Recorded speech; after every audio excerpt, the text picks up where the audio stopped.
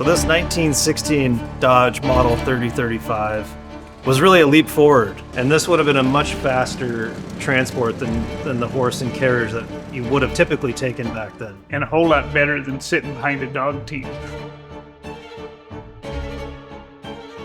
This is the car that took on the Alaska wilderness and won. We're standing in front of the 1916 Dodge Model 3035. Willie, what made this car special? It was tough. Dodge was the very first to build a car with all steel. So there's no wood in the body. It was a steel-built car, very structurally strong, and it worked well for the Alaska trails. Compared to the Ford Model T, which just had 20 horsepower and a lighter build, the Dodge was a powerhouse designed for endurance, perfect for Alaska's unforgiving conditions. It's a 4-cylinder, as I understand. So how many horsepower in that 4-cylinder? Yeah, about 30, 35 horse. When did the Dodges first really arrive in Fairbanks? The first one that came up here was in 1916. And so it's kind of funny because probably the weakest thing on the car that gave them the most trouble was the frame.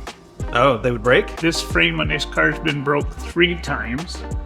And if you look at the left front frame horn, you can see where it was broken, where it's been patched together. So this would obviously is a preservation class. Yes. This is an all original car? Yes. The upholstery, everything is original. It's never been painted. Now, we did put a sealer on it, and that's why you see some brush strokes on it. Sure. Yep. But the paint that you see on it underneath there is all original paint. In Fairbanks, we were using this as a stage line to transport people from Fairbanks to Valdez. Right, through Chitna. Okay. And so stops in between, and basically the key to the rest of the world.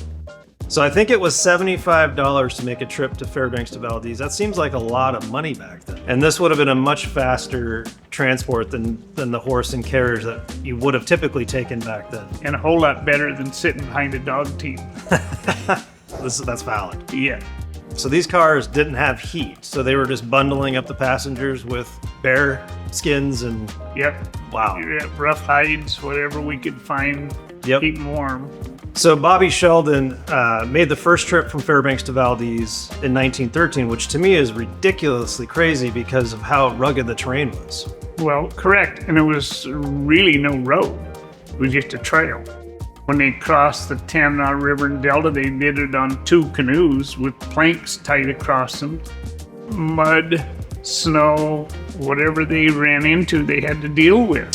So that trip sounds tough for even a modern car to make, but what made this Dodge able to make that trek?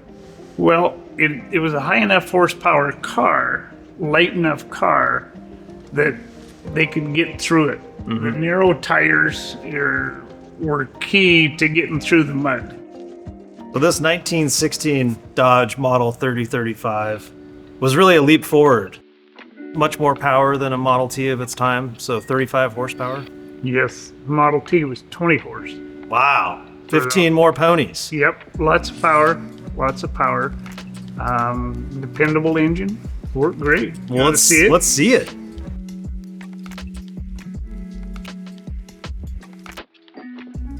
$13 cubic inch engine, L head, so inline 4-cylinder. Yes, yep, inline 4-cylinder.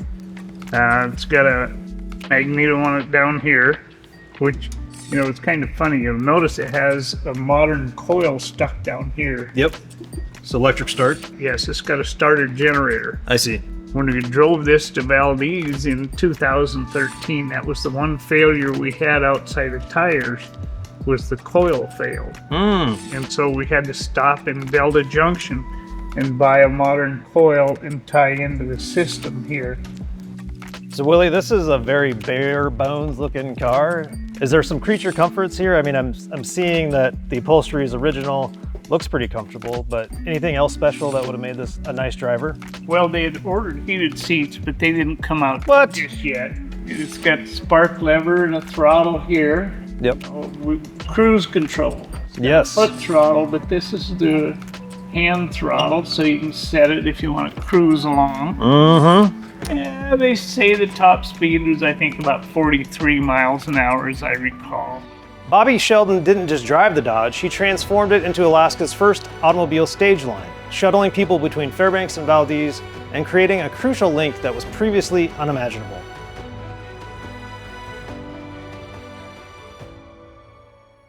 Here at the Fountainhead Antique Auto Museum, we have so much content we want to share with you. Please, please, please like, comment, and subscribe right now.